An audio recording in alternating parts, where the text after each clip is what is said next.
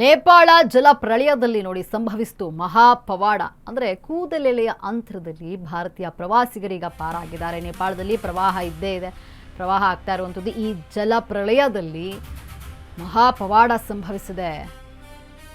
ಏನು ಕೂದಲೆಳೆ ಅಂತರದಲ್ಲಿ ಭಾರತೀಯ ಪ್ರವಾಸಿಗರು ಪಾರಾಗಿದ್ದಾರೆ. ನೇಪಾಳದಲ್ಲಿ 25 ಮಂದಿ ಮೃತ್ಯು ಕೂಪದಿಂದ ಬಚಾವಾಗಿದ್ದೇ ಇಲ್ಲಿ ಅಚ್ಚರಿ ಅಂತ. ಸಾವಿನ ಮನೆಗೆ ಹೋಗಿ ವಾಪಸ್ ಬಂದಿದ್ದೆ ರಣರೋಚಕ.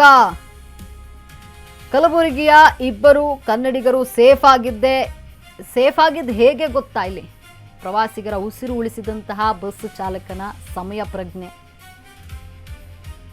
ನೋಡಿ. ನೇಪಾಳದಲ್ಲಿ ಜಲಪ್ರಳಯ ಆಗ್ತಾ ಇದೆ.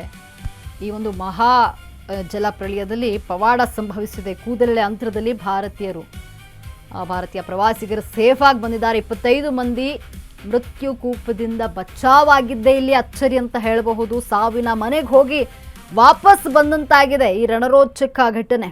ಕಲಬುರಗಿಯ 2 ಕನ್ನಡಿಗರು ಸೇಫ್ ಆಗಿದ್ದಾರೆ. ಈ ಒಂದು ಪ್ರಳಯದಲ್ಲಿ ಬಸ್ ಚಾಲಕನ ಒಂದು ಸಮಯ ಪ್ರಜ್ಞೆಯಿಂದ ಈಗ 25 ಮಂದಿಯ ಜೀವ ಉಳಿದುಕೊಂಡಿದೆ. ಮೃತ್ಯು ಕೂಪದಿಂದ ಬಚಾವಾಗಿ ಬಂದಿದ್ದಾರೆ. ಇಲ್ಲಿ ಕಲಬುರಗಿಯ 2 ಕನ್ನಡಿಗರು ಸೇಫ್ ಆಗಿದ್ದೇ ರೋಚಕ. ಇಲ್ಲಿ ಪ್ರವಾಸಿಗರ ಉಸಿರು ಉಳಿಸಿದಂತಹ ಬಸ್ ಚಾಲಕನ ಸಮಯ ಪ್ರಜ್ಞೆ. ಬಸ್ ಚಾಲಕ ಸರಿಯಾದ ಸಮಯಕ್ಕೆ ಎಚ್ಚೆತ್ತುಕೊಂಡಿರೋದ್ರಿಂದ 25 ಜನರ ಜೀವ ಉಳಿದುಕೊಂಡಿದೆ. ಇಲ್ಲಿ ಆದರೆ ನೇಪಾಳದಲ್ಲಿ ಪ್ರವಾಹ ಆಗ್ತಾ ಇದೆ, ಜನಜೀವನ ಅಸ್ತವ್ಯಸ್ತವಾಗಿದೆ, ರಣಭೀಕರ ಪ್ರಳಯ ಇದು. ಇಲ್ಲಿ ಕೂದಲೆಳೆ ಅಂತರದಲ್ಲಿ ಭಾರತೀಯ ಪ್ರವಾಸಿಗರು ಪಾರಾಗಿದ್ದಾರೆ.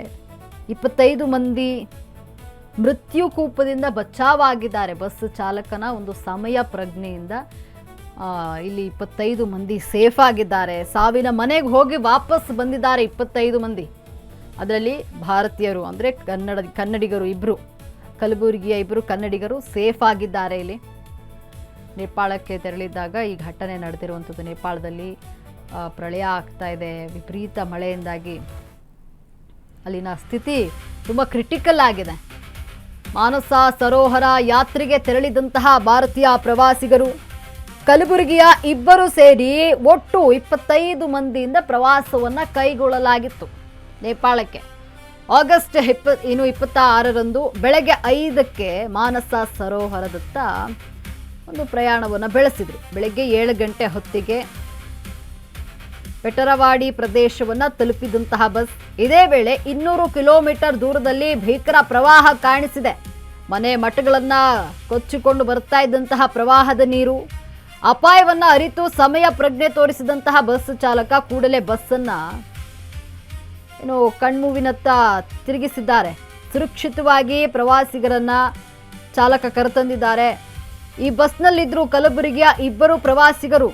ಚಿಂಚೋಳಿ ತಾಲೂಕಿನ ಕೊಡ್ಲಿ ಗ್ರಾಮದ ಮಲ್ಲಿನಾಥ್ ಕುಲಕುಂದಿ ಅವರಿದ್ರು. ಇನ್ನು ಕನಕಪುರ ಗ್ರಾಮದ ಸಂಗಮೇಶ್ ಕೂದಲೆಳೆ ಅಂತರದಲ್ಲಿ ಪಾರಾಗಿದ್ದಾರೆ. ಈಗ ನೋಡಿ, ಆಗಸ್ಟ್ 26ರಂದು ಬೆಳಗ್ಗೆ 5 ಗಂಟೆಗೆ ಮಾನಸ ಸರೋವರದತ್ತ 25 ಮಂದಿ ಪ್ರವಾಸಿಗರು ಪ್ರವಾಸವನ್ನು ಬೆಳೆಸಿದ್ರು. ಇಲ್ಲಿ ಬೆಳಗ್ಗೆ 7 ಗಂಟೆಯಿಂದ ಹೊತ್ತಿಗೆ ಬೇಟರವಾಡಿ ಪ್ರದೇಶವನ್ನು ಬಸ್ ತಲುಪಿತ್ತು. ಈ ವೇಳೆ ಪ್ರವಾಹದ ಭೀತಿ ಕಂಡು ಬಂದಿದೆ. ಅಂದರೆ 200 ಮೀಟರ್ ದೂರದಲ್ಲಿ ಭೀಕರ ಪ್ರವಾಹ ಕಂಡು ಬಂದಿದೆ.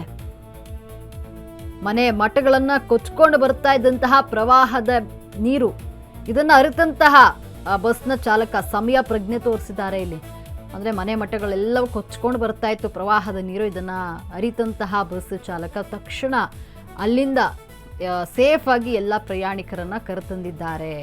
ಸುರಕ್ಷಿತವಾಗಿ ಪ್ರವಾಸಿಗರನ್ನು ಕರೆತಂದಂತಹ ಚಾಲಕ. ಈ ಬಸ್ನಲ್ಲಿ ಕಲಬುರಗಿಯ 2 ಪ್ರವಾಸಿಗರಿದ್ದರು. ಚಿಂಚೋಳಿ ತಾಲೂಕಿನ ಕೋಡ್ಲಿ ಗ್ರಾಮದ ಮಲ್ಲಿನಾಥ್ ಹಾಗೂ ಕನಕಪುರ ಗ್ರಾಮದ ಸಂಗಮೇಶ್ ಕೂದಲೆಳೆ ಅಂತರದಲ್ಲಿ ಪಾರಾಗಿದ್ದಾರೆ.